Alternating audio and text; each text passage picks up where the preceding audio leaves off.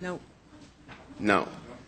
Any committee members want to ask staff questions? Yes. Okay, Councillor Shiner, and then Councillor Mamalidi. You have 2 minutes. Just a few figures I'd like to get, if I could. Mr. Penichetti, how many people have we hired over the last 2 terms of council? I've heard varying numbers. Through you, Mr. Chair, approximately 5,000. We've added about 5,000 people. And our budget's gone up from $6 to $9 billion? Gross budget increased. So almost $500 million a year. Roughly, yes. Annual budget pressure, just for cost of living increases, would be how much? Because it's not $500 million.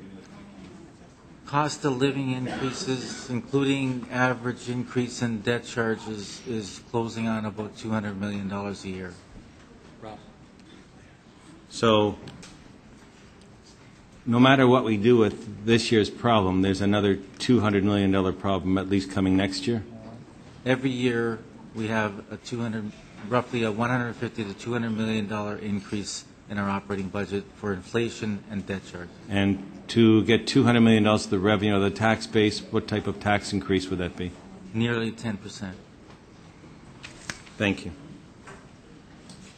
Okay, thank you very much. Now we're going to go to Councillor Mamalidi. You get 2 minutes to question. Staff, and as it relates to housing and some of the other issues we've talked about and immigration, I've been told by staff that we don't take statistics with respect to immigrants that land in Canada and then make their way to Toronto. There's about 60% of immigrants make their way to Toronto and are eligible for many programs. The provincial government, including welfare, provincial government gives us $1.1 billion in federal government, and we are obligated to spend $200 million of our own money for immigrant programs. Why is it that we're not taking statistics so that we know exactly how much money we're spending on this, and is it illegal for us to be keeping statistics?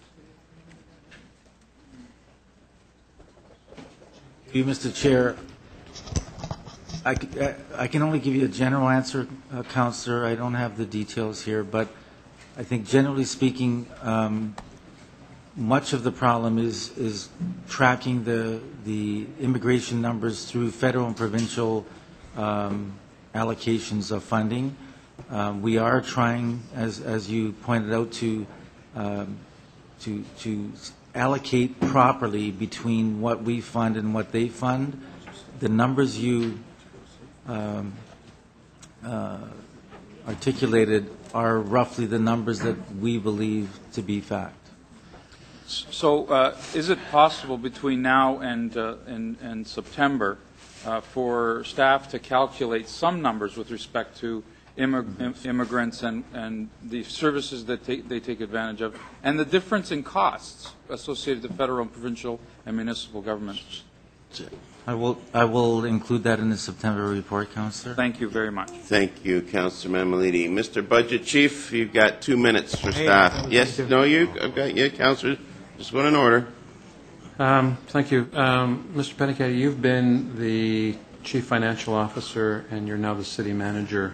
You've seen the numbers over the years. Is this year any different than previous years where we've had opening shortfalls, where we've somehow at the end of the year managed to balance? Is there? Through you, Mr. Chair, this year, firstly, is the highest opening budget challenge we've had since amalgamation, with the $774 million number. It's significantly higher than the past. But most importantly is that we have no replacement of one-time monies that we utilized in the last year. And I've been pointing out for the last 2 weeks that we don't have one-time monies to replace significant surpluses that I know will not occur this year. And most importantly, we have already heard from the provincial government that we will not receive a nickel from them in terms of any kind of assistance for 2012. And that is the most important issue. I've been hearing a lot of, and I understand that the public thinks that we may be able to get money from the province. And I want to reiterate clearly that the main reason why we're going through the process this year is that we will not be receiving monies from other levels of government like we have in the past. They've been clear about it. They have their own problems. And so we have a $400 to $500 million problem to replace one-time monies. And that's the reason why we've had to do the service review, to ensure that we have a clear, sustainable expenditure level for 2012 and beyond. I guess that's my time. That's it. Thank you. Councillor Thompson, 2 minutes. Thank you, Mr. Mayor. Through you to the city manager, there's been some questions asked with respect to public input and the consultation that took place. Some 13,000 Torontonians participated. Can you advise us as to whether or not the comments and response that we've heard from the public, whether or not they'll be part of the process? And second part of my question, can you outline what the next step in this process will be after today's meeting as we go forward? First of all, Councillor, all the input that came over the last day, if you wish, will be incorporated in my follow-up report in September. And in terms of process, as directed by Council in April, I will have a report on September 19th to Executive Committee back here. I will be consolidating all of the recommendations that came from the standing committees, also include all the public consultation, including the summary document you have today, that included the public meetings as well as the 13,000 online feedback that we received from the public. And finally, from all the comments that we received today, we will be identifying as best we can at a high level the input from today. I should say that some of the input from today, effectively a lot of it, is similar to what we have received with the online survey as well as the public consultation. And when will you incorporate the efficiency report as well as the user fee report that will be coming from KPMG? So at the September Executive Committee, I'll have the report that I just spoke to that's regarding the core service review and public input. At the same time, there'll be a report on the user fee policy framework that I'll be recommending. Not user fee rates, just user fee policy and framework. The service efficiency, the third piece of the service review program, service efficiency studies, will be ongoing during August, September, and they'll feed into the budget process that will become public in October and November. Thank you, Ken. Thank you, Mr. City Manager. Anybody else have any? Councillor Ainsley. Thank you. Through you, Mr. Mayor. Mr. Penichetti, could you just, I guess, explain the numbers in terms of what the city sees in revenue for each percentage point of property tax that it would bring in? In round numbers, 1% tax increase is approximately $21.5 million. So hypothetically, if we had if we did nothing else and we had a $400 million deficit that we had to cover, and we did it through property taxes, that'd be roughly 20%. You're just under 20%. Just under 20%. Okay, thank you. Okay. Seeing no other. Okay, you got to. No, this is. No, speak. Visiting councillor, speak first. Okay. Councillor Perks, and we'll go visiting councillors around, and I'll get to you, okay? How much time, Mr. You Mayor? have 2 minutes to speak. 2 minutes to speak. Three minutes to speak. You got 3 minutes to speak. Yeah. 3 minutes to speak. That's what the clerk just said. 3 minutes. Is that what the... Okay. There was Okay. no motion Okay. used on Go. the speaker. Go. In 3 any minutes. event- Starting now. Go. 3 minutes. Thank you very much, Mr. Mayor. Over the last 20 hours, I have experienced something that I have never experienced in 20 years as a community activist and 5 years as an elected official. I heard Toronto speak.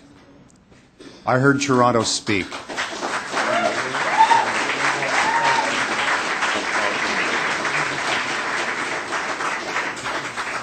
in beautifully contained 3-minute speeches of wisdom and humor, sometimes in anger, sometimes in play. We learned about the values that Torontonians we have. We heard about our libraries, we heard about our community grants, we heard about the importance of overnight transit service, we heard about all of the wonderful things that make Toronto. Toronto is not a bunch of buildings. Toronto is not a bunch of parks by itself. Toronto is a community of people who make decisions together about how they want to live in this place. And we got advice tonight like I have been waiting to hear my whole adult life. We also, and as the city manager said, unsurprisingly, that advice is very similar to what the over 10,000 people who filled out the online survey said. Torontonians want excellent public services that make for great neighborhoods, and they're prepared to pay the price to have those services. That's a remarkable thing. Now, against that, we have a list of opportunities provided by a consultant who only had one instruction: tell us anything we could possibly legally get away with cutting. Well, they gave us a great big long list. And now, here, in a few minutes, I hope, we will finally hear from the mayor and his hand-picked executive committee which voice matters to them, the voice of Toronto or the voice of the very narrowly defined consulting study that just says, if you really want to destroy Toronto, here's how. That's what's in front of the executive committee. That's what we've been waiting to hear from the mayor since the moment he got elected. Since the moment he got elected, we've been waiting for him to tell us. Not just zoo passes, not just coffee, not just whether or not we're going to have sandwiches at 6 o'clock at council meeting. When are you going to tell us what kind of city you actually want to govern? Is it going to be the one that Torontonians describe? Is it going to be the one we heard about all night long? Or is it going to be the one described by a bunch of consultants who told us to privatize stuff, and guess what business those consultants are in? Making money off privatization deals.